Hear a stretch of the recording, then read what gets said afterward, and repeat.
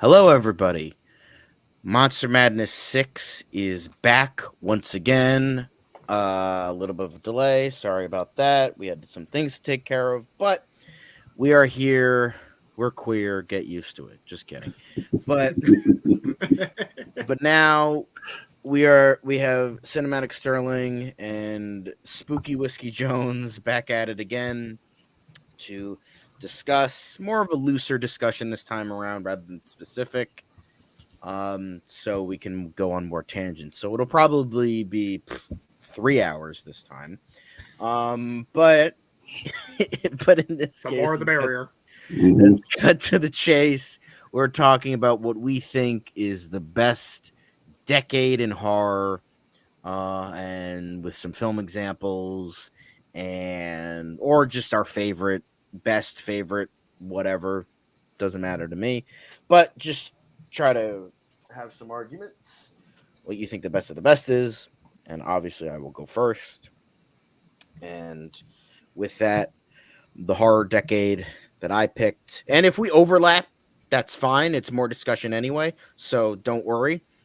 But my pick for best decade in horror is easily the 1970s.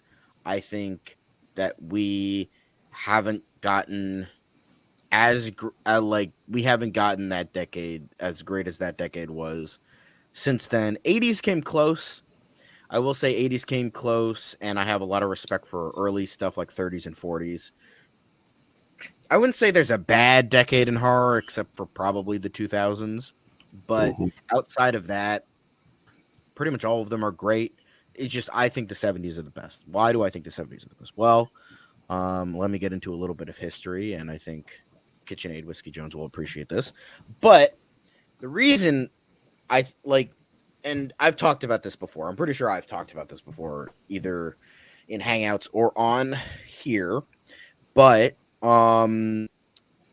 let's backtrack, rewind to late 1960s. The studio system was pretty much dying at that point. Like, it was just a gutted pig bleeding from the inside out. And just like it was, the Hollywood system at that point was just getting torched. Like, people, like, the 60s were this giant transitional period from like 50s sort of, I don't want to say whimsical ideas, but like sort of like higher, like sort of, nothing deep in there. Not saying the 50s were bad or anything, just it was just kind of teetering off the edge. And with movies like Night of the Living Dead and Bonnie and Clyde pretty much burning the old Hays Code rating system, and thank God for that, we instead got a new cancerous rating system with what at the time was called the MPAA, now just the MPA. But shut the fuck up, dog barking. I apologize. So, but at the time it wasn't too bad. MPA during the 70s and 80s wasn't too bad, but like, it was still not great, but it was better than what we had before. So with that, it was teetering. So enter the 1970s. It was just kind of like, it was like a phoenix rising out of the ashes. It was like every fucking amazing classic filmmaker was just came in fucking hard.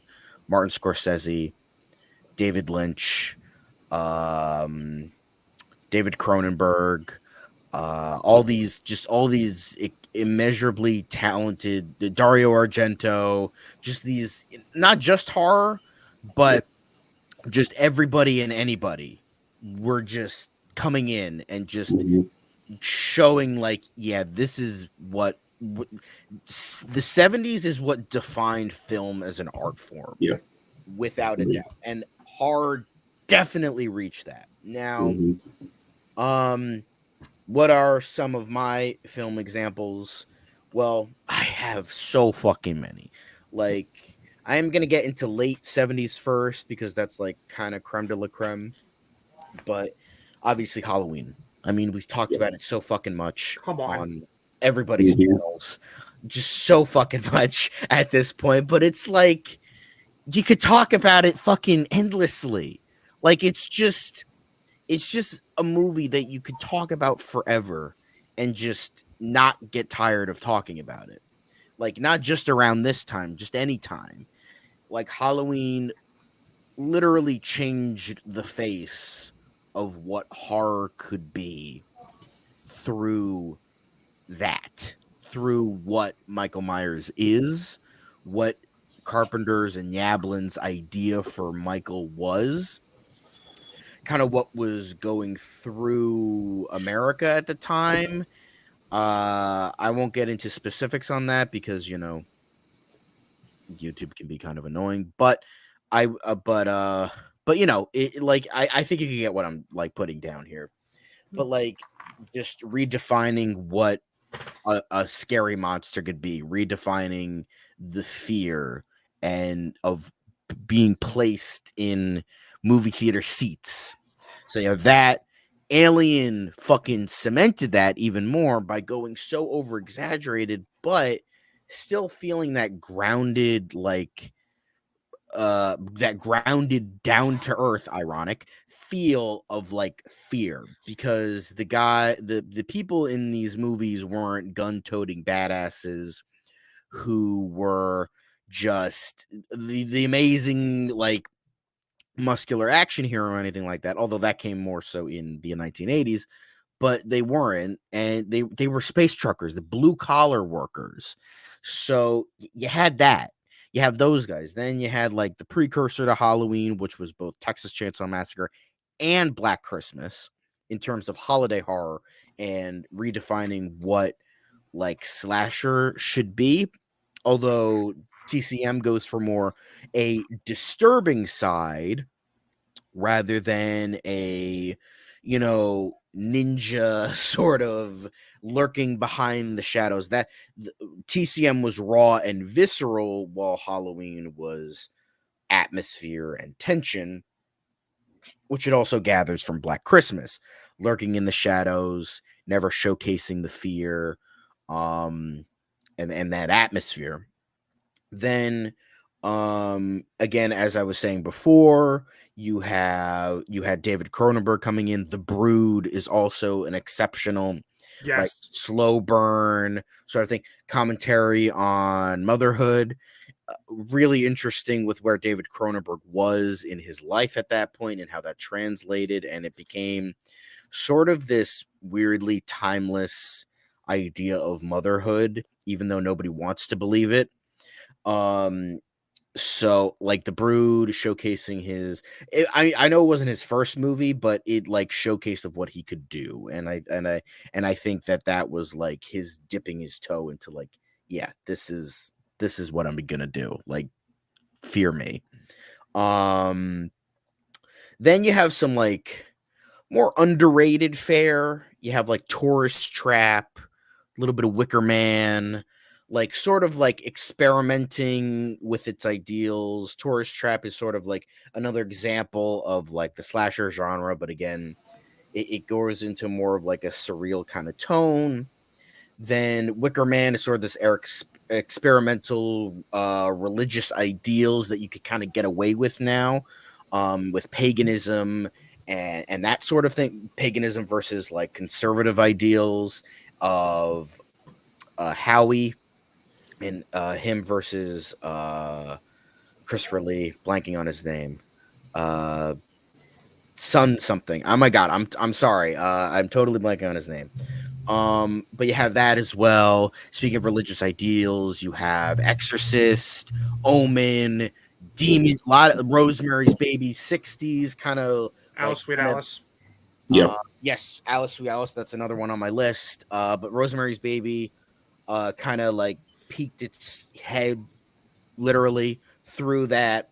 And then you had like the rush of like 70s putting the fear of God into conservative people, bringing in a new rush of like, hey, horror movies can be fucking taken seriously, so shut the fuck up, Academy, you fucking assholes, fuck you. um But then you have that, and then you had, and as I was saying before, I mentioned it before, Eraserhead with David Lynch. You had the start of his career, um, with his surrealist tone, and another sort of parenthood uh, theme film about what David Lynch was going through at the time. And then you had, although in the later 70s, you had George Romero's return to the triumphant zombie film with Dawn of the Dead, which is seen to many people as an improvement on Night of the Living Dead, depending on who you ask. So you have that as well. And then sort of like the idea of controlling people with Stepford Wives, another great Mm-hmm. example, slow burn. That's sort of like the idea of like something, the small town that isn't right. Like Halloween had that Mm-hmm. ideal as well, but Stepford Wives kind of pushed that initially, like taking away what makes you human and your individuality. um and then finally, just like two more things. Giallo started, like, I don't think Dario Argento he didn't start it, but he did popularize it. I believe Blood and Black Lace was one of the first. That was, I think, early to mid 60s. That kind of introduced idea. I mean, I could be getting that wrong. But Dario Argento, similar to John Carpenter with Halloween, popularized with that sort of surrealist ideas, heavy on civilians taking it in their own hands to solve like the visceral murders of that, with like dreamlike tone, bright colors, technicolor atmosphere. I like to call it technicolor atmosphere. Suspiria is obviously the biggest example, but you also have Bird with the Crystal Plumage. I think Deep Red was 70s.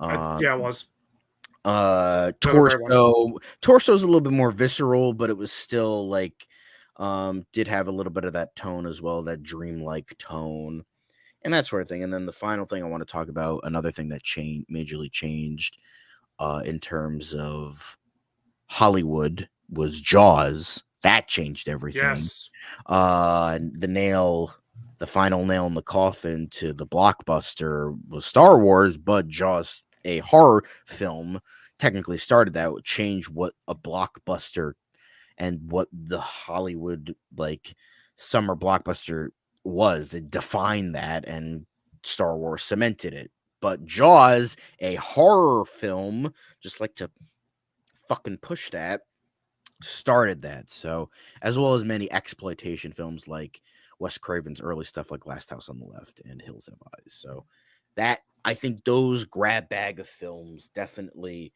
because it redefined so much and elevated certain aspects and that kind of thing. So that's why I think the 1970s, it just did so much.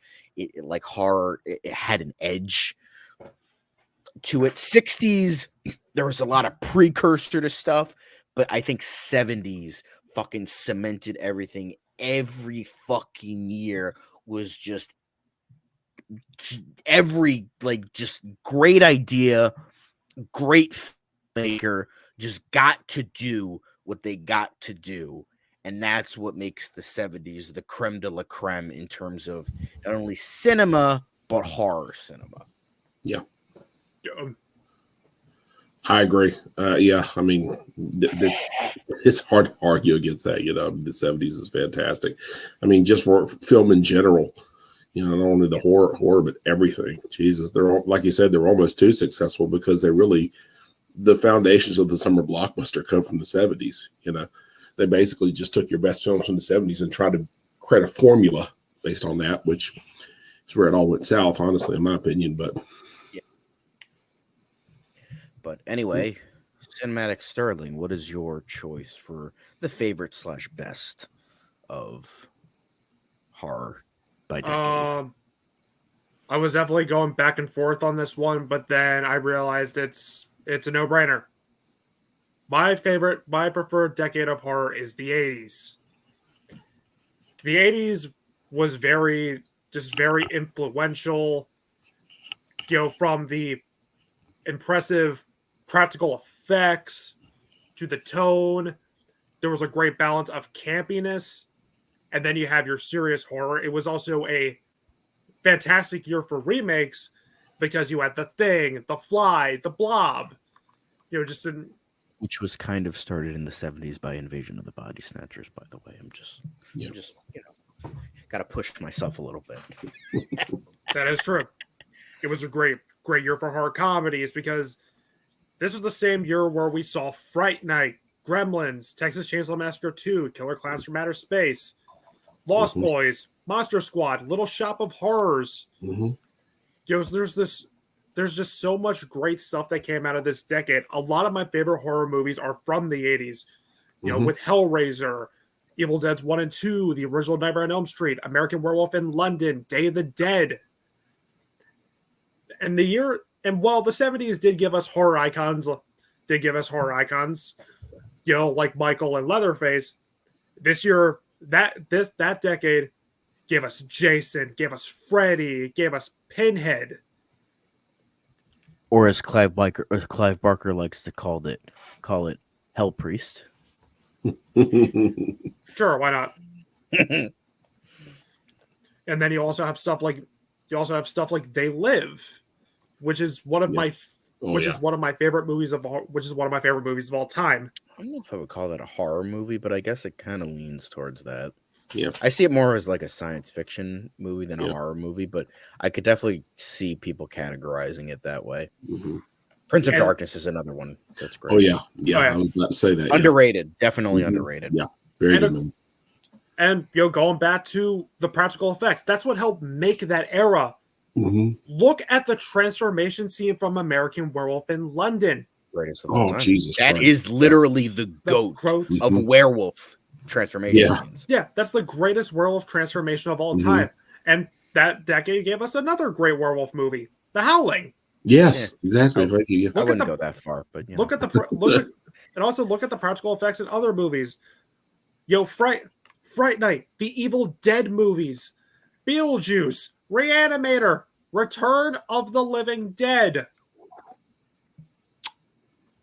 Yeah, just perfect. And the original Nightmare on Elm Street. That is a movie where unfortunately the remake had to fuck it up by adding CGI to all the shots that were practical. Yeah. Like, look at Tina's death in the original. It was a rotating set, and the visual is disturbing. She's being thrown across the room as she's being slashed. Look at Freddy poking out of the wall. It was just spandex. Yeah. And then Michael Bay's like, oh, that's good and all. He's a little more CGI. Yeah. Oh, perfect. We're not here to talk about that. We're here to talk about the good stuff. Well, you know what I mean. I'm just saying, like, I don't want you to get mad because then I'm going to have to use the clip, and we don't want to use the clip. No, we don't. Use the clip. And this year, and the decade was also great because, this gave us Trauma. Because, you have... I'm a big Trauma fan, but I could see where you're coming from. Come on, man. Toxic Avenger. But that's just my personal preference. If we're talking about cheesy gore effects, Toxic fucking Avenger. I'll be right back. You'll be right back. Hold on. I gotta get the clip. Hold on. Where are you? There you are. I'll be right back. And something I appreciate from that era is a lot of those movies have very relatable messages to them. Yes. For example, The Stuff. Have you ever seen The Stuff, Mark? I don't think I have. No, I have not seen The Stuff. So, The Stuff is basically the premise is there's this type of dessert that everyone becomes addicted to. Yeah. It's like ice cream mixed with marshmallows. Yeah. Marshmallow fluff. It's called The Stuff. Huh. And it's actually an alien substance, and it's attacking people on the inside and turning them into zombies. Damn. And it's a great satire on on America's lifestyle in that yeah, time period. consumerism, yeah, And sure, consumerism. Mhm. Because we've seen consumerism done well in movies before. Look at the original Dawn of the Mhm. Dead. Oh It yeah, compares oh, mall God, yeah, shoppers to zombies. exactly. They literally went to the mall because that's where we used to go and from life. Right. I mean, it was a habit of them. I mean, Jesus, horror has always been really, really great at that. Horror is really, really great at making social commentary because they always make it. It's best with it. I mean, horror really great at making it like subtle. Yeah, You know. exactly. It's all about subtlety. It's not Mhm. because a lot of movies nowadays would prefer to just tell you Oh the yeah, message. exactly. Yeah. Whereas the movies of this decade, Mhm. they have a message, but they're showing it, but they're telling it to you in this very unique way. Yeah. Exactly. Well, like They Live, like you brought up. Yes. And John has a point. You could see it more sci-fi. I think you could also classify it as horror comedy. I think you could classify it as horror comedy. I mean, it fits in a lot of genres, really. But I mean, that when he puts on the glasses, obey, shop, buy, consume, all this, all the Sleep 8 messages. hours. Yeah. I mean, geez, it's brilliant. I mean, Carpenter is the master. Carpenter, you don't get much better than John Carpenter and George Romero when it comes to that, though. They're really good at making subtle social commentary. Yeah, Yeah, I like miss them. Mhm. Oh I yeah, do- seriously. I do too. And then you had Toby Hooper who gave us Oh yeah. Poltergeist. Mhm. And then another great horror like mixture of like horror and comedy. Creepshow. Gremlins. Yeah, Creepshow. Gremlins. I was about to say Gremlins. Gremlins is a great one. Yeah. Mm-hmm. Yeah. Like perfect examples. Creepshow's like, great too, though. Like I can go on and on. Mm-hmm. It's just there are so many great movies There are. and icons that came out of this decade. It's endless. Yeah. Because when I think of like the definitive era of horror, I think of the 80s. Yeah. Yeah.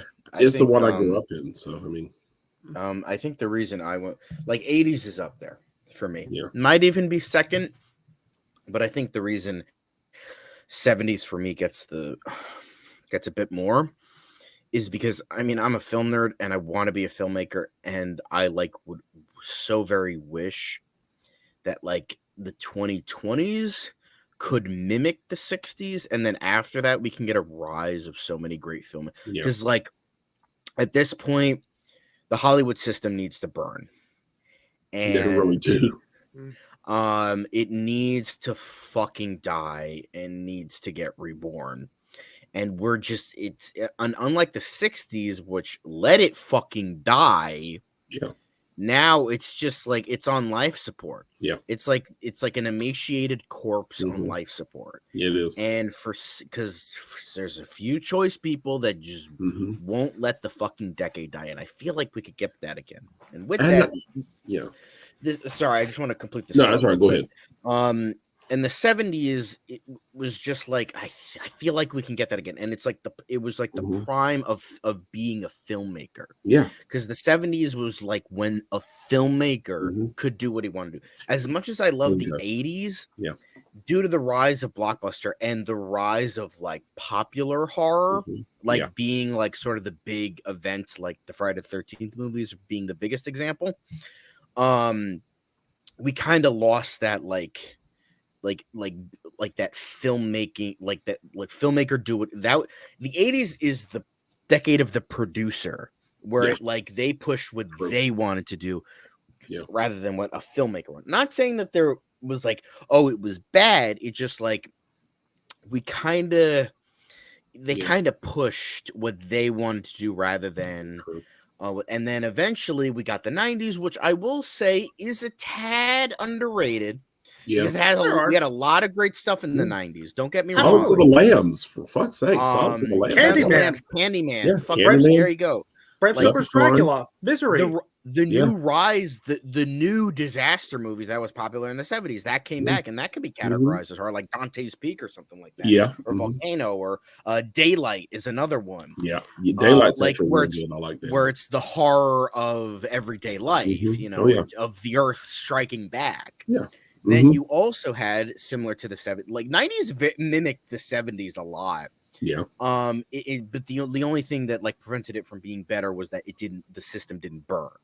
You know, the system didn't burn, and so we never got like a filmmaking push like we did in the 70s. But we got disaster films again, and we got heavy religious ideals and push on the bringing the fear of God into people. Because we were really, it was the end of a millennium, and we got like Y2K and shit like that, and we got stuff like The Matrix and Fight Club, American Beauty, 13th Floor, that kind of shit that like pushed that.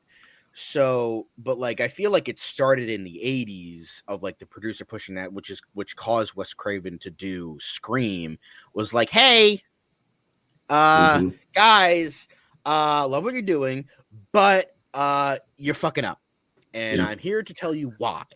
And so that was that. And I might not love Scream, but it wasn't important. It was incredibly important. Very. Hollywood took the wrong idea, like they always do from that, because like they did from Halloween. They took the wrong idea from there too. Happened. We got like I Know What You Did Last Summer, and that kind of crap. And we got the 2000s. So less said about that, the better. But well, anyway. and if there's another one that Wes Craven made, I know that you love even better. New Nightmare. New Nightmare. Yeah, which is very, very good. Oh yeah, very, very good. Best look for Freddy. Oh yeah, Jesus Christ, yeah. But Mark, I want to get to your choice. For decade. Okay, now if you honestly say my favorite would be the 70s, like you said, but I'm actually going to choose a different decade. I'm actually, because I want to talk about another one, I'm going to choose the 60s. The 60s, at like you said, you've already said it. You already really made kind of start an argument for me. Sorry, it laid the fact. No, I like that. That's perfect because I could just build off of that. It really did lay, because that's I started thinking the same thing when I was thinking about which decade to choose. I'm like, my favorite ones were in the 70s probably, and just for like you said, because the studio system was really crumbling, and just films in general, it's the best era for film. Period. Whether you're talking about horror, dramas, what have you. You know, I mean, filmmakers were really given true creativity, and you got some of your best films out of there. And, you know, but for the 60s, I think the 60s really laid the groundwork for that. You know, you had films like, obviously, the creme de la creme, Psycho. You know, Psycho, you don't get a Halloween without Psycho.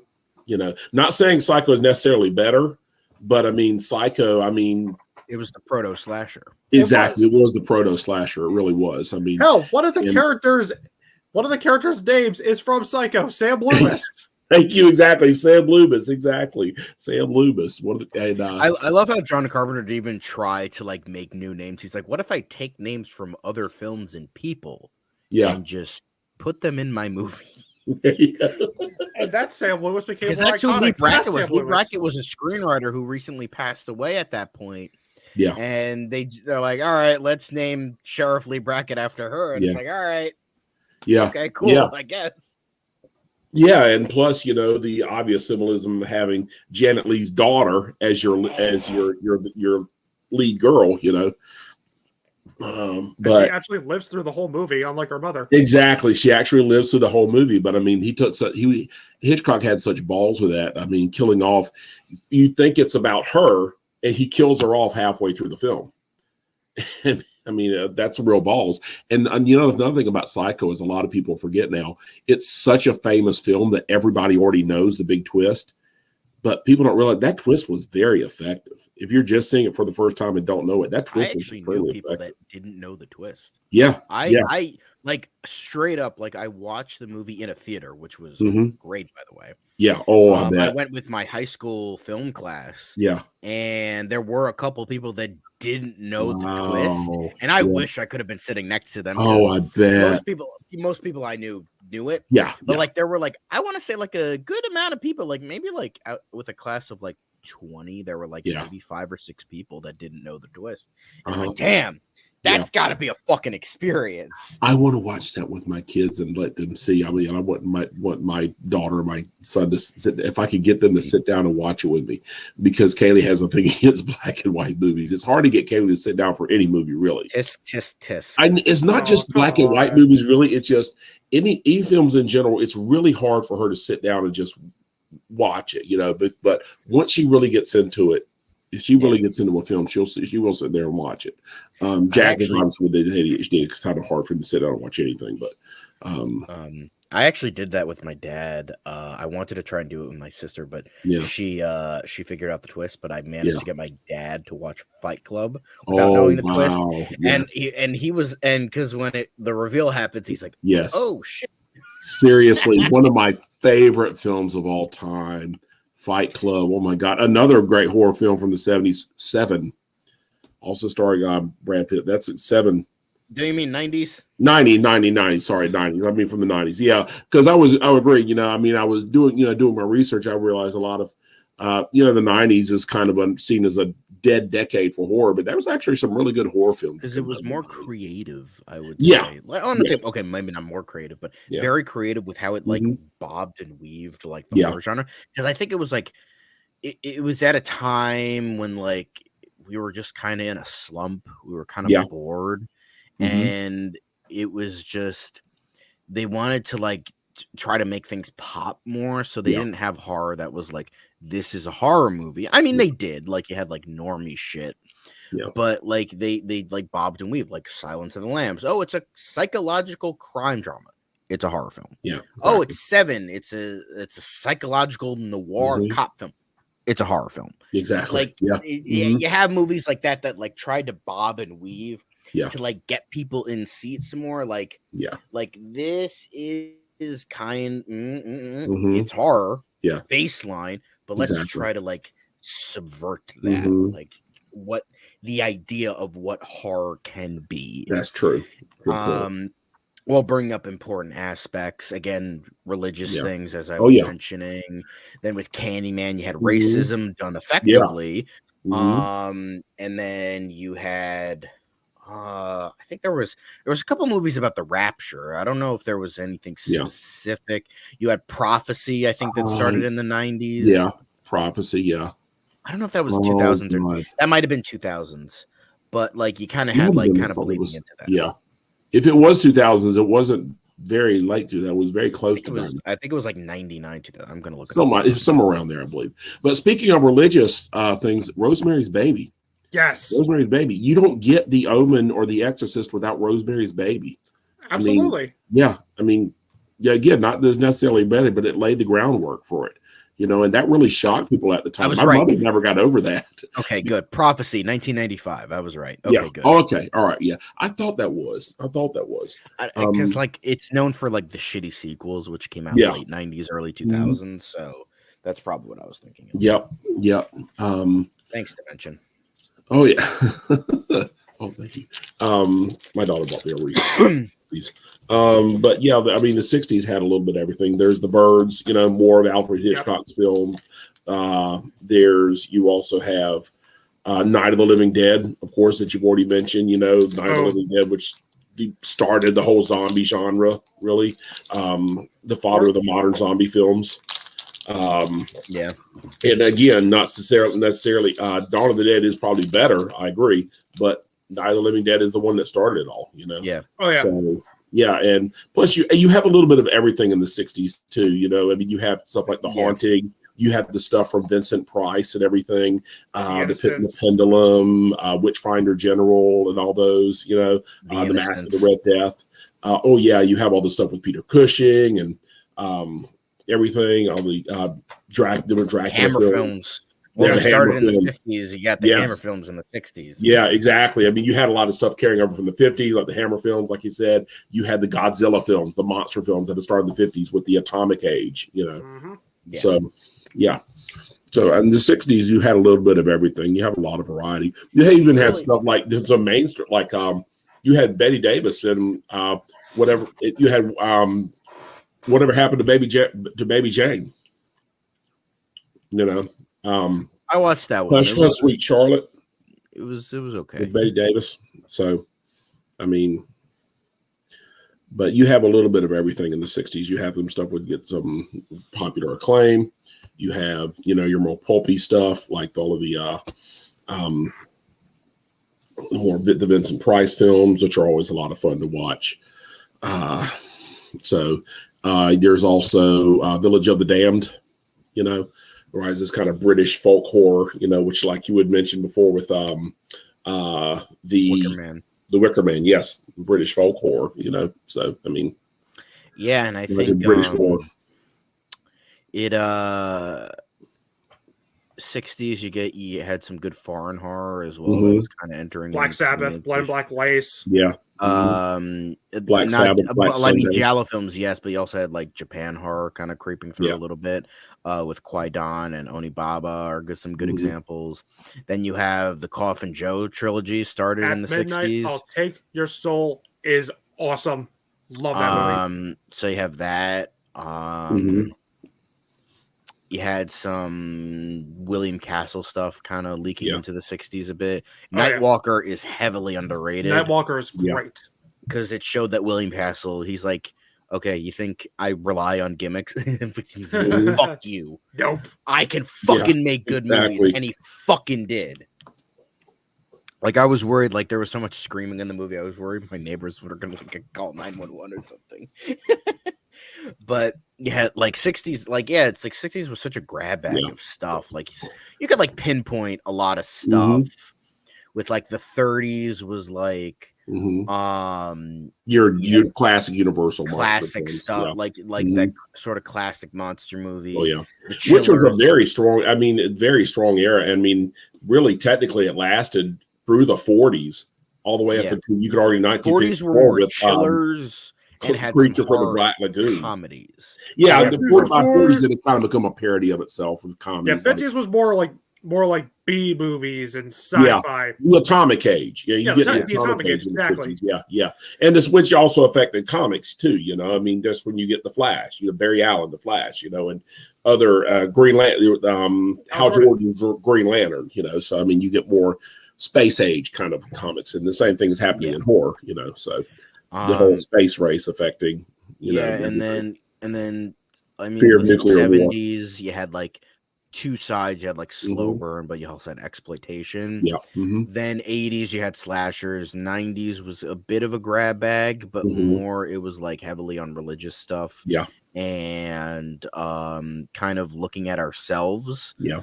Like societal things, as I said, with like racism with Candyman, our conservative views with religion, obsessive like fandom with Misery. Yeah.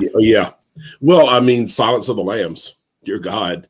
I mean, like how we failed, because seriously, even though we were living in a time where like nothing was happening, we had to look in, because that was the big thing with the 90s is the Cold War ended, apartheid ended.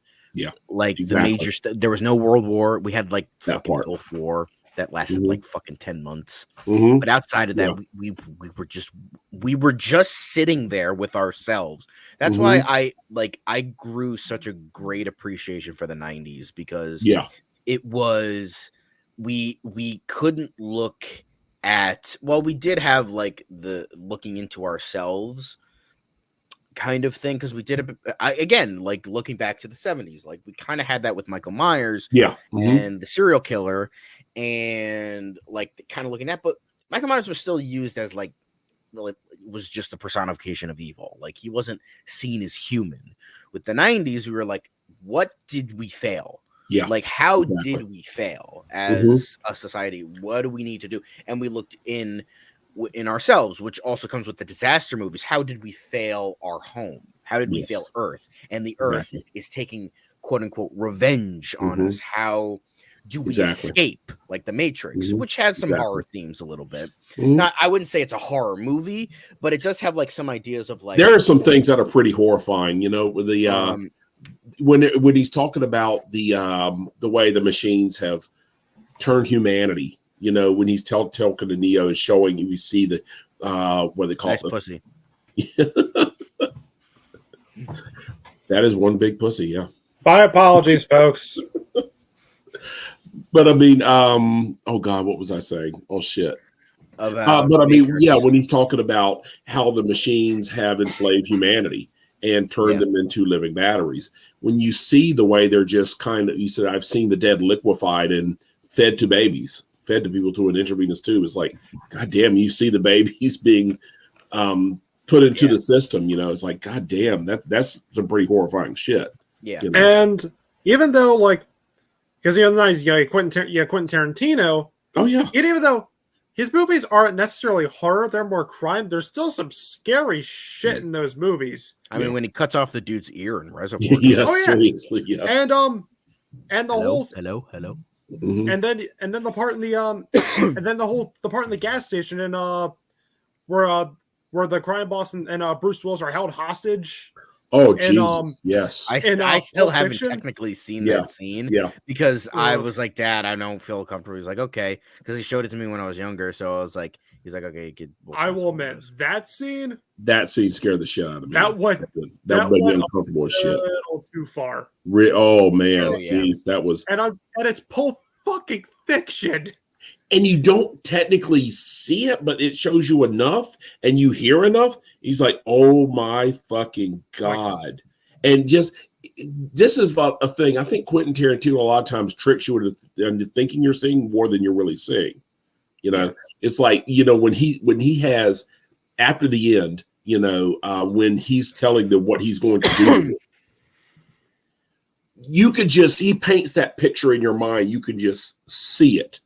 You could just, makes your mind run wild with, oh my God, he's really going to fuck these guys up. Yep. Jesus. I mean, wow. And it was, again, that was sort of like a weird portrait of ourselves as well. Like, just Pulp Fiction was like just everyday life of crime. And it's like that as well. And it, like, the 90s was such like an introspective decade on us because we didn't have anything. We're just like, what do we do now? Yeah. We got no World War. We got no Cold War. We got no war. Like, what the fuck do we do with ourselves? And that's, and we looked in. Yeah. And we're like trying to, like, we looked into ourselves. Like, I mean, again, Scream and New Nightmare with like meta horror, with like looking in of like, what's the problem with film in and of itself? Like the things we're watching as an audience member. And then, it wasn't like, and again, I was like, as I was saying, it was like horror was like bobbing and weaving. It was just like bits and pieces, like American Beauty. You could see like the horror of boredom, like of like being just middle aged and like just so content with whatever. It's just like, is this it for me? Is this really it? Like, is this what I have to fucking look forward to? Yeah. And it just sort of like it was just like this incredibly intriguing decade. Well, not perfect. It was a way of looking back on what we were. Yeah. And it was definitely intriguing. Yeah. And then we got 9/11 and then it went to shit from there. Yeah, it really did. Because really 2000s was like, okay, we have faced the greatest fear this country has known in a while. Let's try to outdo that, and we got torture porn, ladies and gents. Seriously, yeah. So I don't know. I only know one person, not personally, who actually thinks 2000s is the best horror decade. So wow, it's just 2000s really had nothing to like, very little to offer. You got some stuff. I know a lot of people who like. Oh shit! I know a lot of people who like 2010s, you know, and beyond. You know, and kind of. I think 2010s were good. We're kind of getting the foot out. When I think kind of like, get Eli Roth, fucking bye, but get out of here. No, nobody fucking actually likes you. Get the fuck out of here. Because stuff like shit like that.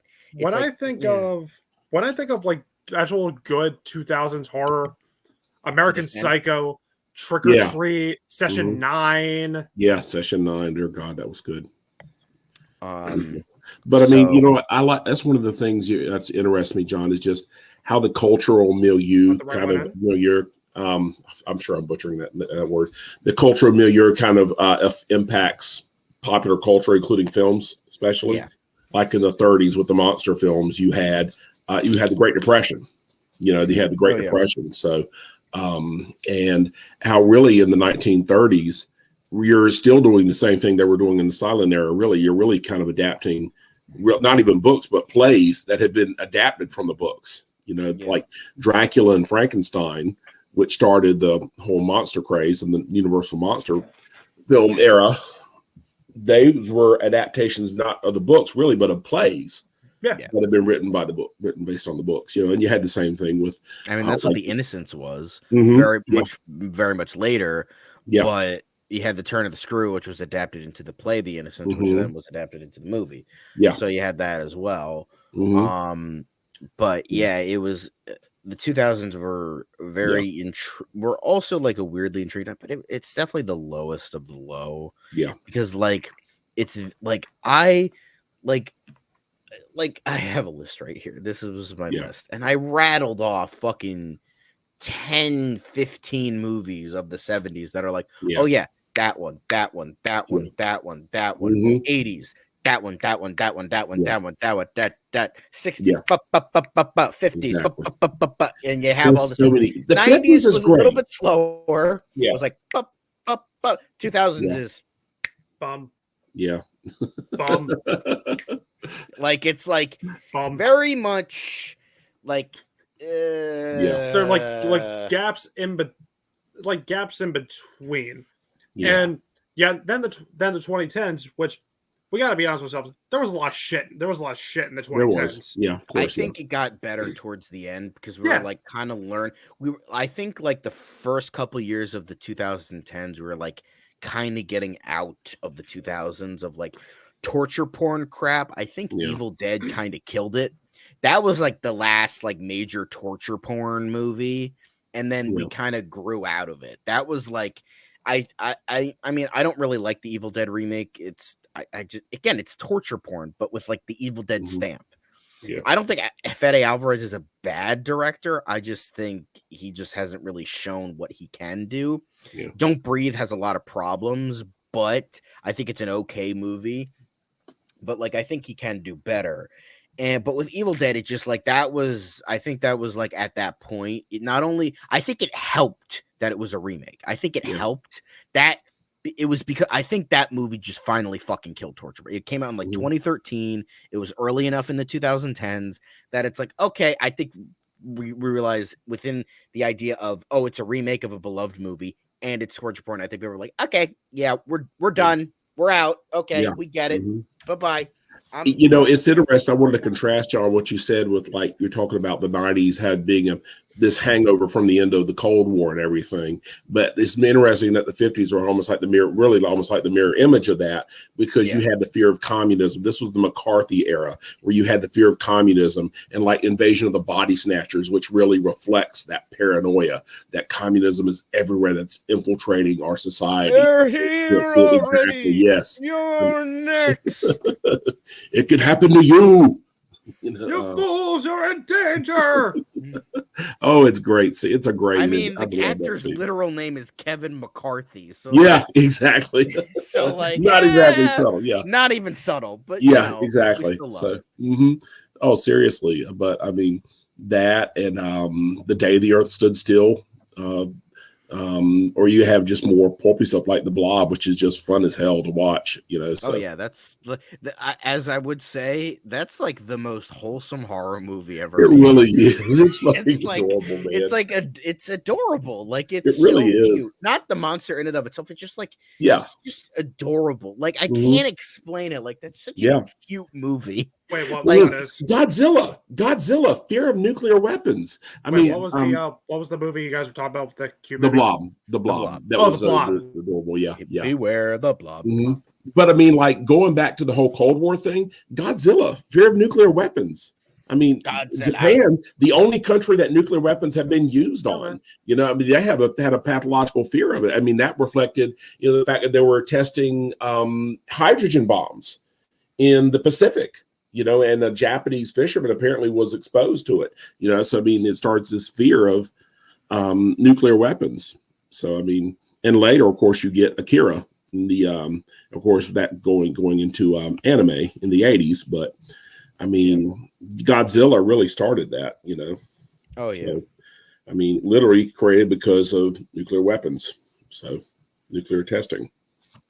Yeah, So, it's just like, I mean, I haven't even, I've barely touched foreign horror. I mean, I've mhm, mentioned Giallo, I mentioned Japan, I mentioned, yeah. believe Coffin Joe was Mhm, Brazilian. Yeah, it yeah. was Brazil. But then you had like post World War II, you had like stuff with Germany, Mhm, bringing that in, horror looking in as well. I'm not mhm, too familiar with a lot of German stuff, but yeah. you had like that as well. You had, yeah, I mean, a lot of stuff in the wake of World War II, Mhm, obviously, and then you kind of had the rise of British horror in mhm, like the 90s and 2000s yeah. mainly. Mhm, That I think that was mainly because of Hellraiser, because Clive Barker is British, if anybody doesn't know. yeah. So you kind of had the rise of Yeah. that with like kind of a disguise at first with Candyman and stuff like that, but then you had like Rise and like got stuff like The Descent, later on Ghost Stories, although that was much later. You kind of had that rise a little bit, but like Italian is like the big one. Then with the 2000s, you had fucking Japan horror, which was like Yeah. Mhm. Yeah, oh, yeah, huge. yeah. Um, Ringu and well, that was Juwan, technically Ringu, 90s, but Pulse, Ichi the yeah. Killer. Sadako. I Mhm, think that's what it was called. It mhm, was the spinoff of The Ring. I forget what the. yeah. I'm probably butchering the I name. know you don't like thinking about this movie, but Ichi the Killer. Yeah, Audition, One Missed Call, or not Audition One was Missed Call. 99. No, One Missed Call was No, that was Japan, right? Audition was 99, but still It kind of was close kind to each of, other. in that era, late 90s, early 2000s. But yeah, One Missed Call, that was Japan, right? Yeah, it was. Because When a Stranger Calls was American, One Missed Call was Japan, because they had the shitty remake, which, because I'm thinking of both of those. But then so you had that as well, and you're kind of, now people are kind of like getting into like, you know, not American remakes, although they did have, Good Night Mommy that just came out, which apparently was terrible. I've seen Um that. the German original I've heard is very, very good, but they just came out with an American remake with Naomi Watts, and of course it was fucking garbage. Yeah. It had the kid from Homelander's son from The Boys. He's a twin, and him and his brother were in that, and people are like, yeah, why the fuck I thought we were done with this. I thought we were fucking done with like American remakes of much better foreign horror movies. Like Yeah. we don't fucking need this shit anymore, What was So you the had that. one, The Grudge? Yeah, The there was Grudge, big Ju-on, which one, was the another. original Japanese one, The Grudge. Yeah, Yeah. yeah. But yeah, Ringu started a lot. Mhm, Both but like 5 years apart, both Ringu and the remake of Texas Chainsaw Massacre started the mhm. whole remake trend, which also doesn't help the Yeah, 2000s case. Nope. no, no.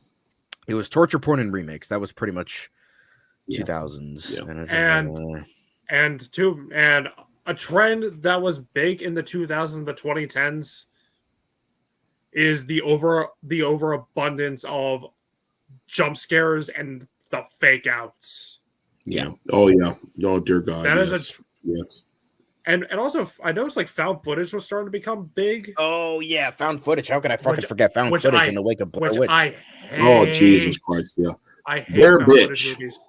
I think found Blair footage Bitch movies can Project. be good.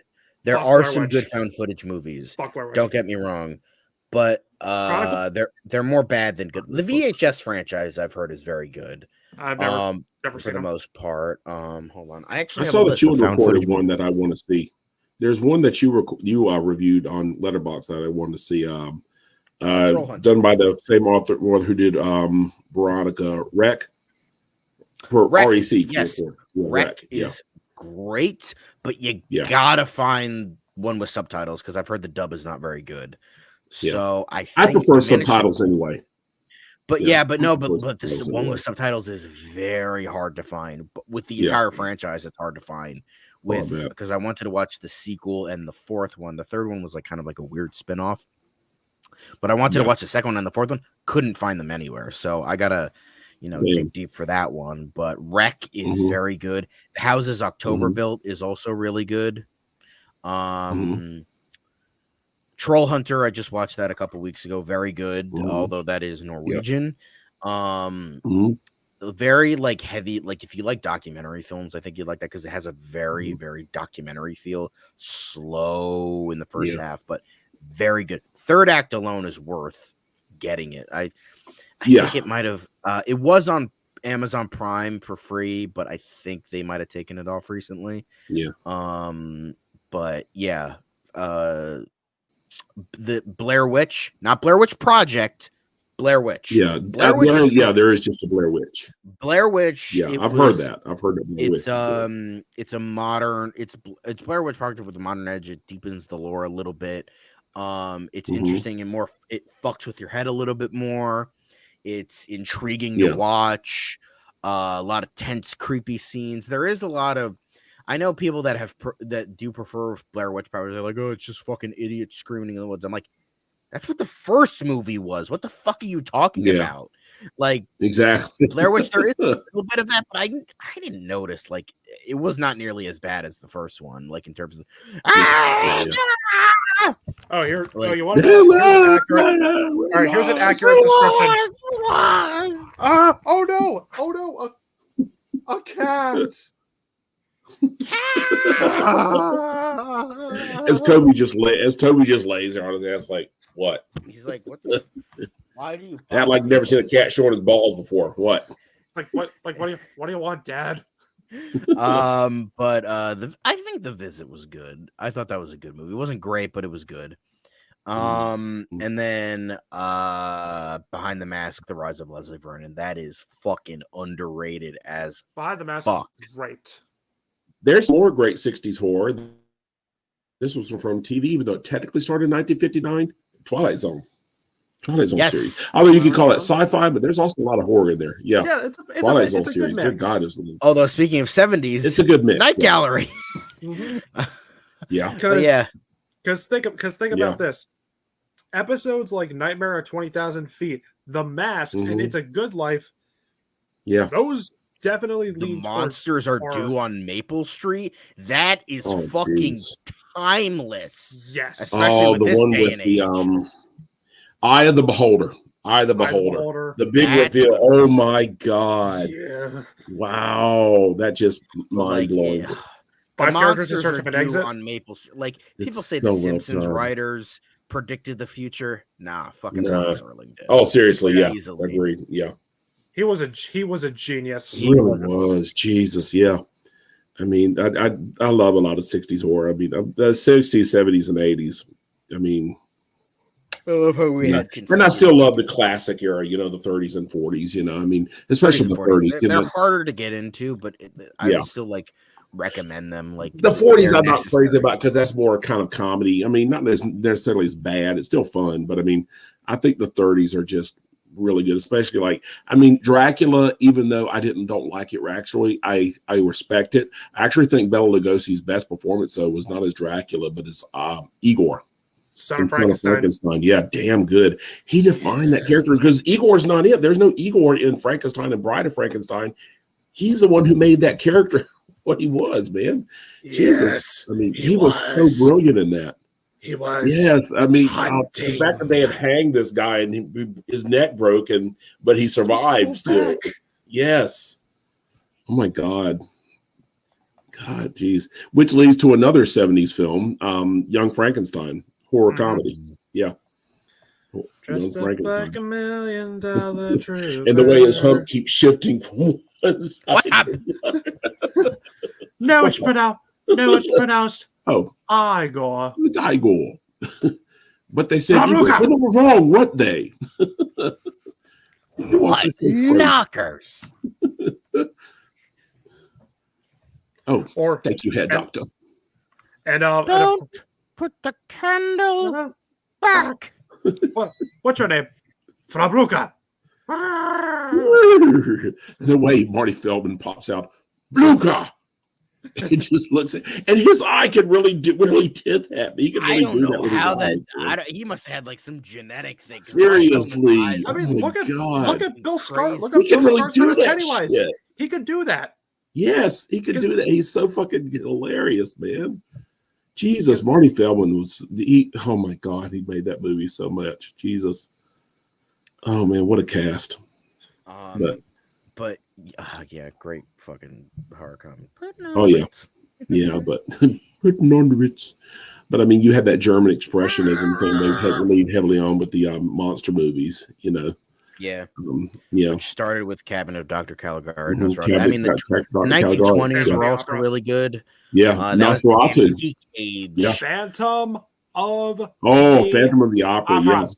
Nosferatu, Phantom of the Opera, Cabinet of Dr. Caligari. Lon Chaney as the Phantom might be the greatest horror performance ever. Oh yeah, Oh, Jesus Christ, yeah. Lon Chaney was just amazing.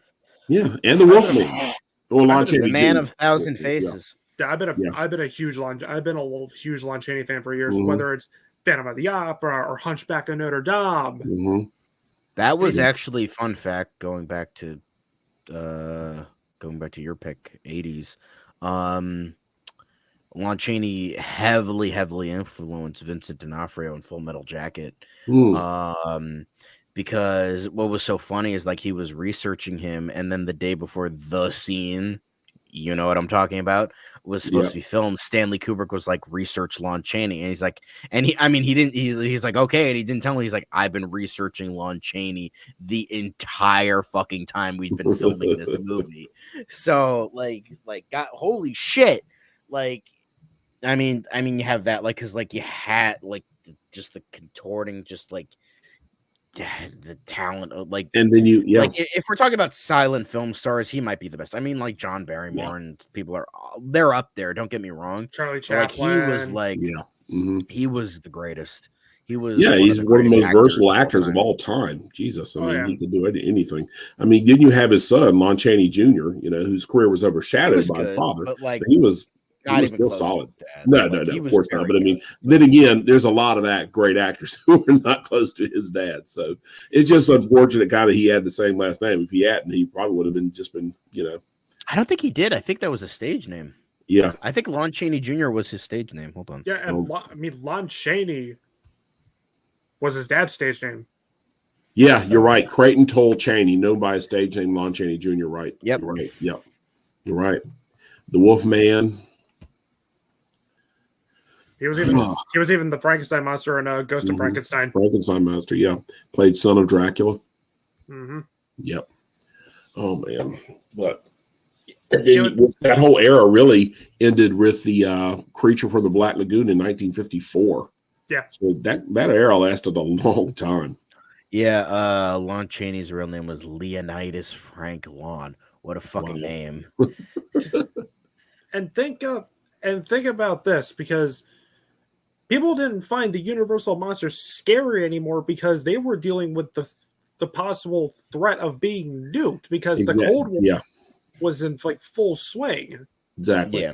Well, I mean, you know, by the 40s it had become kind of stale and they started to do comedies. You know, I mean, plus you had nothing World War be II more horrifying than World War II. Exactly. Yeah, you can't get much more horrifying than World War II, especially after the horrors of the Holocaust were revealed. It's like Jesus. So, and then you have the atomic age following that. You know, which leads into the 60s.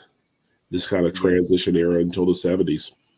But honestly, I think the 70s are the best, but I really, really respect the 60s. The 60s kind of laid the groundwork for me for the 70s. Yeah. It just just so recently, I'm like seeing what the 2000s were. I'm just like looking at the 90s. I'm like, they were a hero. Yeah. Yeah. Because like they were so good. Because it was like just how creative they had to be with the whole system. And really 2000s was like, let's do the opposite of that.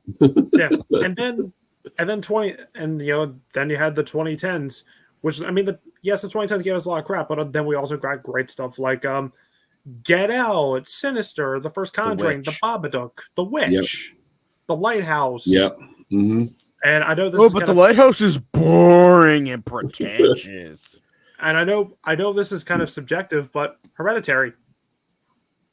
I still don't know if I hate it or like it, and it's been like 3 years since I've seen it. So, and if we're talking like more like realistic kind of horror, we need to talk about Kevin. Yes, That is realistic because that's literally Ezra Miller playing Ezra himself. Miller. Now, Same with that All was the a movie. Boys Love Mandy Lane. It's just Amber Heard playing herself. Pretty much. Because yes, Hold on. I'm glad the 2010s horror started to improve, Yeah. but that's when we started to get a lot more elevated horror. Yeah. True. Yeah. Which is Elevate. hit or miss. You have your good elevated horror movies, and then on the other hand, The Witch, Get Out, and then you have your shit elevated horror movies, such as Bodies, Bodies, or Candyman. Oh God, Jesus Christ! Or you know what? Ned. Yes. Best comedy of the year. No, sir, I don't like it. No. My pick for best comedy. I wouldn't know. I never watched it, but my pick for best comedy year is still Moonfall because, dear God, that was so laughably bad. It was terrible. It really was. My again, God. never saw it. I'm not like you idiots. I don't try to go out of my way to see bad movies. John, that was actually so bad. It's funny. I mean, it's just laughably bad. The science is horrible. Oh my God. I would love to see like Neil deGrasse Tyson watching it and just have him slowly fucking put a drill into his head. That would be great to see. Oh shit! It just dawned on me. He would have an aneurysm. It just dawned on me. The 80s also gave us two more horror icons. Yeah. Ash. Chucky. And Chucky. Chucky, yeah. Ash and Chucky, yeah, it did. I mean, that's the thing. And about Leprechaun.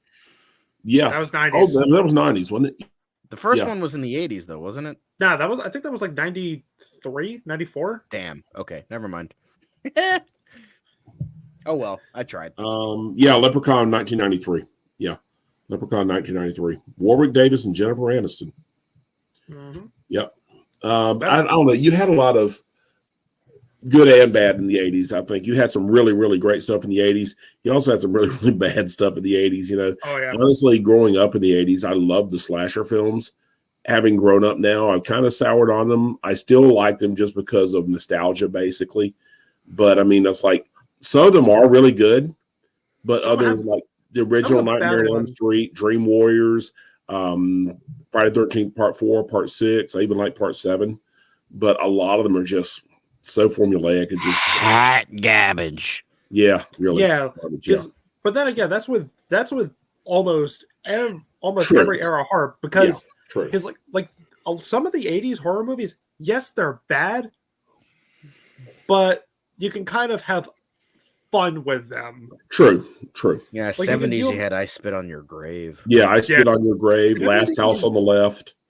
Because 70s was big on exploitation. Oh, yeah, seriously. And some of them are really good. Like, there's some really good exploitation movies.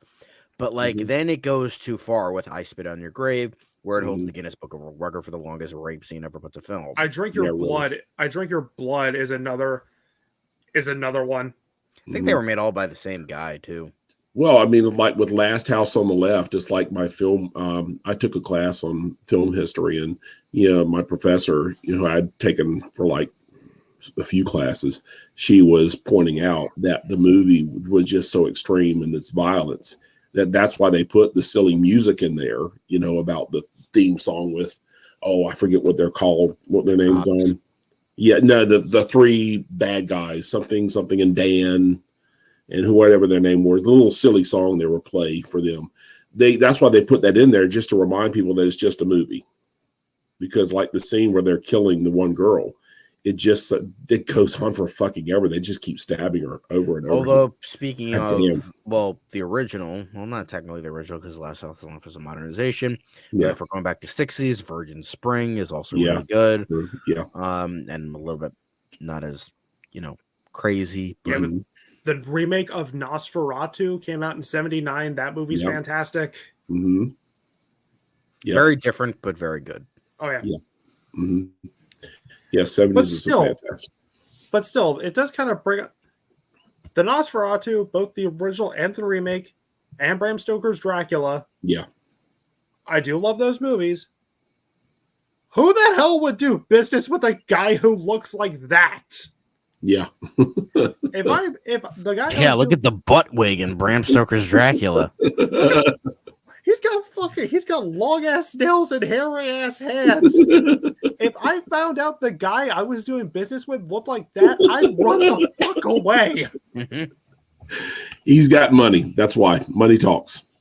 Money talks. Plus, I mean, you have to remember this is Victorian era. He's a count. He's a nobleman. So, that count for something, especially in Europe, especially in, Yeah, I mean, it pretty much wasn't until Bram Stoker's Dracula where the idea of count was creepy. Yeah, really. Yeah. Because count was considered, Would you consider Exactly. Would you consider the Coppola Dracula like its own thing?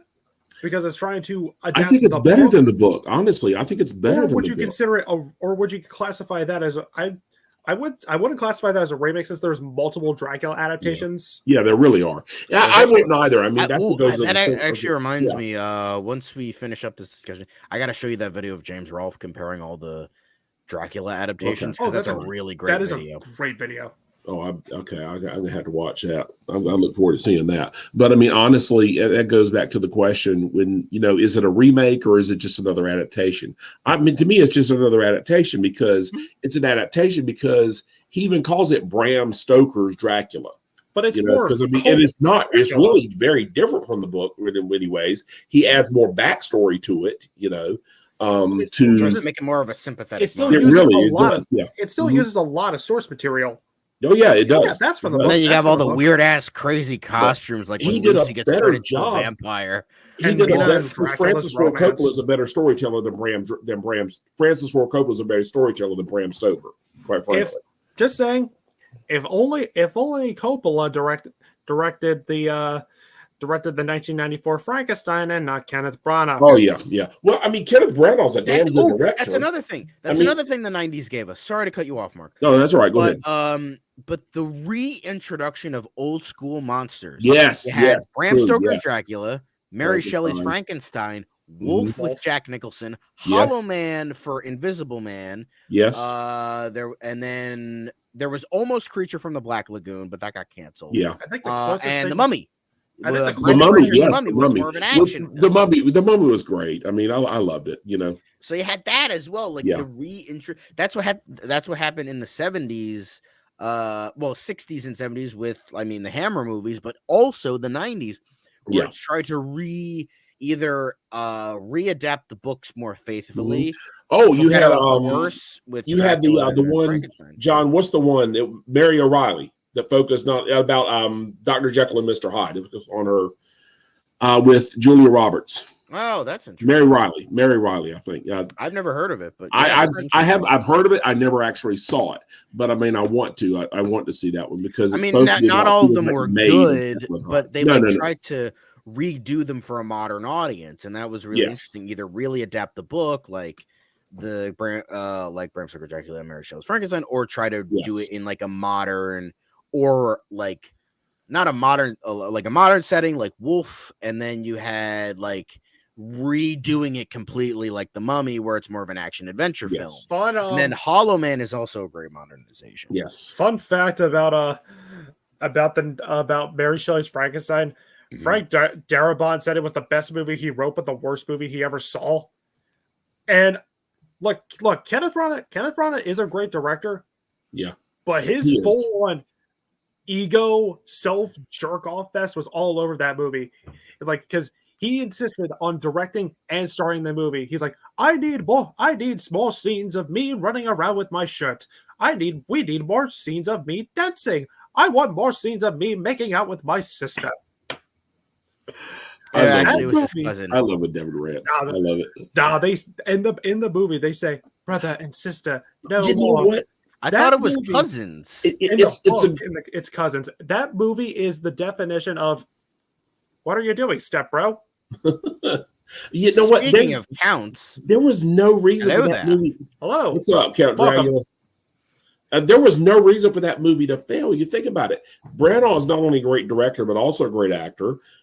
Robert De Niro's a Who's legendary the best actor. part of that movie? Seriously, there's He's the best no part of that reason. movie. And it's more Helena faithful to Bonham the Carter. book. It's more faithful to the book. Maybe that's its problem. But I mean, even though I like the book, but I mean, I don't know. I mean, Wait. it's just, why did that film fail? I mean, You killed my brother. I grabbed him by the throat, and I slowly crushed his windpipe. If Yeah. you deny me of my wedding night, I'll be with you on yours. Like that movie, I'm so conflicted on it. I like all the scenes with Robert De Niro. yeah.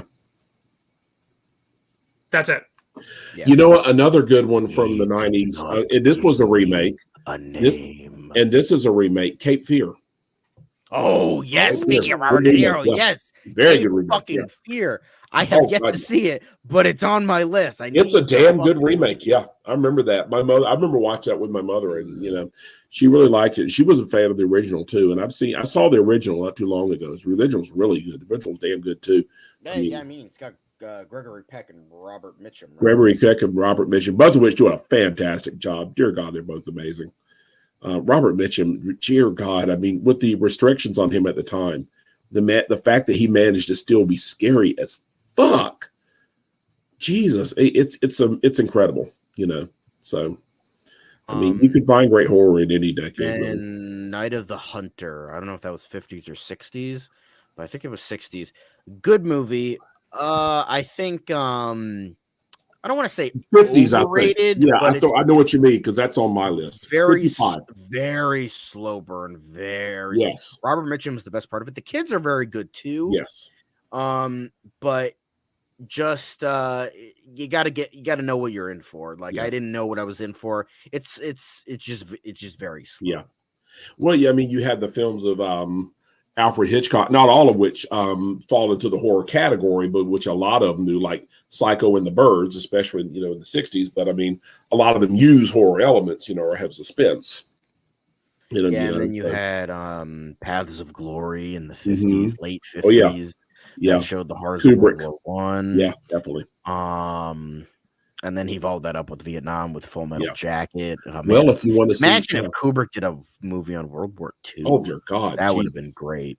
Well, the original 1930s All Quiet on the Western Front is damn good. I highly recommend that one. Yeah, I mean, I have heard the newest film that we are reviewing tomorrow. Yeah, I have yet to see it, but I do. I'm excited for that because that's me too. Be an intriguing film. Me too, because that's one of my favorite. That's probably my favorite wartime book. It's one of my favorite books of all time. Both of my parents read the book, but they did not see the movie. Any of them. Yeah, the movie in like the 80s, I think. I still highly recommend. It was remade in the 70s, and I've seen parts of it, and it's pretty good. I wouldn't say it's as good as the 30s one, but it still holds up. It's surprisingly good. But I mean, the one from the 30s with Lou Ayres is just classic. Oh yeah, it's the audio is really kind of bad on it. I mean, even that's what I've heard. I've heard the audio is very bad. The audio is very bad, even on the remastered one. But I mean, it's still really can't good. Really fix that. I mean, same with that's one of the reasons why the original Dracula kind of sour on it. The sound is so bad. It really is. It really is weird because Frankenstein came out the same year, and the fucking audio is so much better. Yes, and the same company, Universal. You would think they would. I don't know. I don't know how they managed to preserve one and not the other one. But I mean, hey. But I mean, yeah. But I'm really curious about the Spanish Dracula because I've heard it's better. I've heard that too. I've heard that too. I've heard the same thing. I've heard the Spanish one is a lot better. But I mean, you can find great horror in any decade. Yeah. Shoot. But yeah, like I mean, all decades have something obviously in them. Some a lot more than others. Like I would say, like 60s to 80s was the prime. Yeah. Not saying it like Thor. I think because I feel like 60s to 80s kind of because I mean you still have people living who like watch those movies like vividly.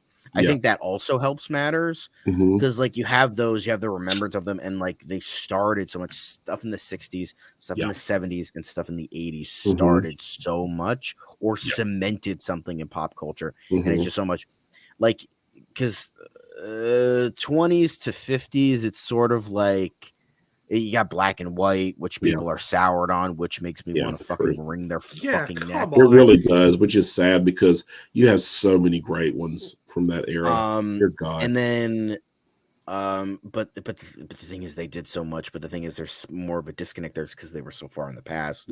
60s and 80s, yeah, sure, you have like not as good, slower ones, but like there's more of a connect there because they're more recent.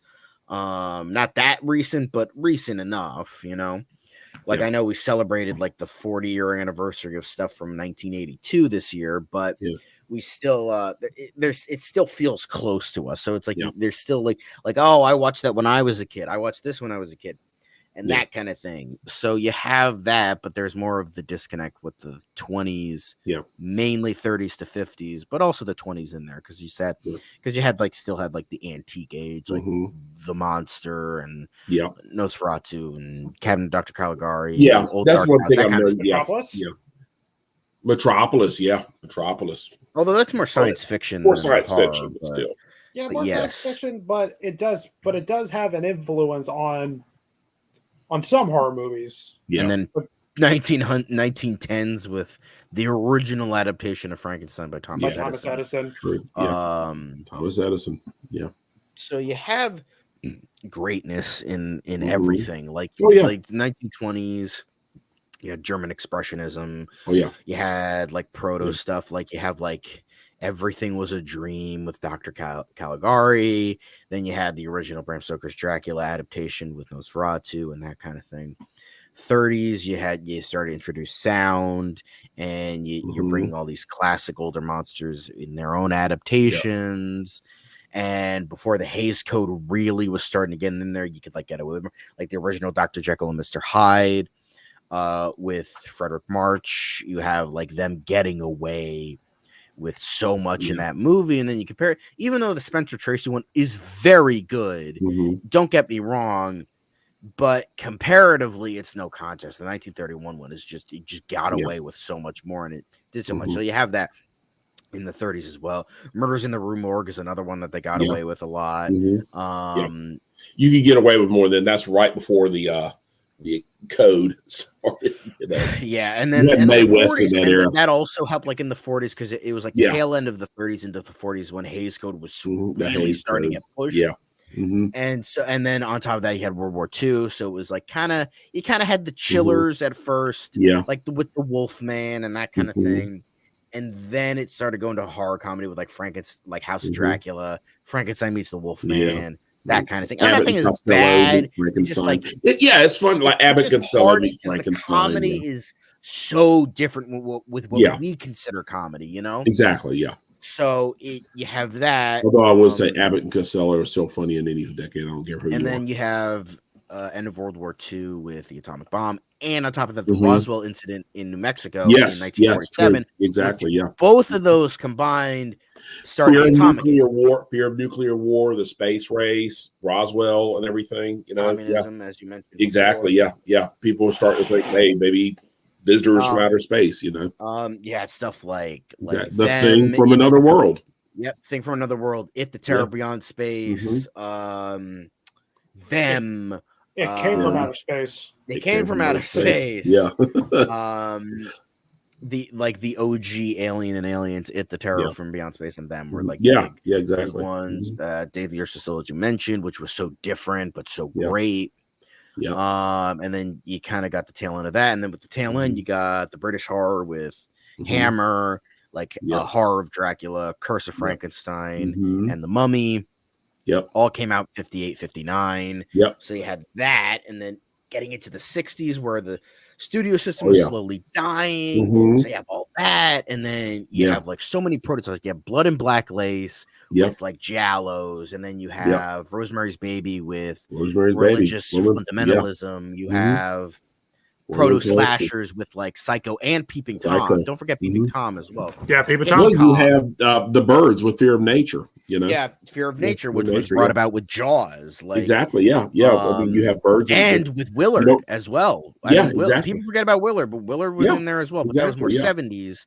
But still, but that was like kind of bringing in that brought in the the nature attacks like Night of the Lepus was also in the 70s, Yeah. which Mhm. was terrible, but like Yeah. Killer Bunnies, that'll be scary. But like 60s, you just had a grab bag of stuff that Yeah. like just introduced so much that's like Eyes Without a Face. Eyes Without a Face, Eyes more Without a foreign Face. horror. Yeah. And it was just like burning from the Mhm. inside out. And it was just wonderful. And then 70s, you had the phoenixes rising out of this. I didn't even mention like some of the greats that I couldn't even think of off the top of my head with that did so many great films. And hold on. You know what? Let me look it up. Yeah. I got to give credit where I'm going to I mean, grind there's- this to a halt. There's Hold some on. we didn't talk about in the 90s. There's Sixth Sense, I don't think we mentioned. Sixth Sense. Sixth Sense we didn't mention. There's Interview with a Vampire. Mm-hmm. Yeah, so and I mean yeah. Steven Spielberg, technically you have George Roy Hill, Richard Donner, John Schlesinger, and Exorcist then, 3 was 1990. Sam Peckinpah was Yes, it was. 70s, I think, Yeah. as well. I mean, George Lucas, Francis Ford Coppola. You have Robert Altman as well. Ingmar Bergman. He was more like 50s and 60s, but he had great stuff in the 70s as well. Army of Darkness City was 92. Mel The Brooks. Frighteners. Yeah. Frighteners, a great 90s horror comedy. Yeah. William Friedkin, not a big fan of William Friedkin, but then Brian Army De of Darkness, Palma great as well. horror comedy. Army of Darkness. I love how we're 92. talking about two different things. Like I just need to give credit where credit was due with the amount of 1970s director that just did so much great. There really was. Yeah, the 1970s was an amazing. And then I mean, I know Woody Allen's a fucking pedophile, but he did make some good movies. He really did. I mean, honestly, he did. I mean, oh my god, Peter Bogdanovich, another pedophile, great. Yeah. Andrei Tarkovsky, just all those guys. John Cassavetes, like just so many. And then you had 70s. You also had blaxploitation, which rose up with black directors and actors as well. Like Sweet Sweetback's Badass Song, or Shaft was the other one, and, which kind of started in the 60s as well. You had prototypes in the 60s with like in the which is in the heat of the night and Night of the Living Dead. Oh yeah. Yeah. So you had those, and then you got fucking blaxploitation in the 70s. Which like, come on, Blackula, fucking classic. Seriously. Hey, there you go. I mean, fucking classic. Seriously, for better or for worse, but Carrie. I know you don't like it, but Carrie's still very unfortunate. I did mention Brian De Palma, John Milius is another one. Hal Ashby is another one. Like just so many. Fucking just great directors who just came and were like, okay, we're gonna make film our fucking bitch, and you're gonna fucking like it. And Rocky Horror Picture Show. Could you imagine somebody making something like that? Even today, I mean, it might. Yeah, they did try with the fucking TV musical, and it sucked donkey. Yeah, I mean, guys, try this on for size. Bed of the Creeps. I got good news and bad news. Good news is your dates are here. What's the bad news? They're dead.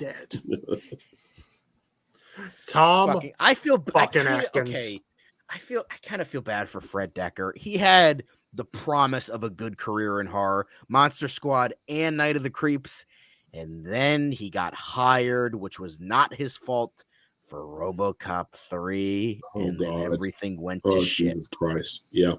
There's another one from the 70s, Westworld, Michael Crichton adaptation. Which was the inspiration for Michael Myers and the Terminator. Yeah, exactly. Westworld. Yul Brynner, fucking classic. Oh, Yul Brynner's amazing. Jesus Christ, Yul Brynner's amazing. We mentioned Invasion of the Body Snatchers. Both versions. Yep. But Philip Kaufman, my man, it's another great one. Just perfect. Just it's like they are so like Invasion of the Body. They are like, I wouldn't want to say each film, but at least definitely the 50s and 70s. They mirror their decades so well. It like, and not in a bad way. Not in a bad way. Yeah. But the original very 1950s, and then the remake just very 90s, slow burn, just pure terror and tension and that kind of thing. But before we go on forever, let's try to cut it a bit short today and not try to go over 2 hours, but like last time. So let's try to cut it down. So this is going to be it for our discussion. We had a lot of fun, but my final film, which will be a retrospective on Halloween, as in the day, not the movie, but that will be coming out 10 a.m. If you're in Austria, Germany, or Switzerland, I apologize, but you can't watch it. I'm sorry. I tried, but apparently it's copyright stricken and it's blocked in those countries. But that's the end of that. That's our discussion. There, you could talk about it endlessly about the greatness of every horror decade. We believe. Well, I think we could all believe 60s to 80s was probably the prime. Yeah. But 30s to 50s also had greatness. 90s was also great. Underrated. And then after that, we don't talk much about it. But you know what? Yeah, late 2010s and 2020s were kind of. Well, you know what? You have people like Robert Eggers. You have people like Robert Eggers. And Mike Flanagan. Don't forget Mike Flanagan. Watch Midnight Club on Netflix. Yes. Just saying. Yes. Scott Derrickson. Mm-hmm. Yes. Yeah.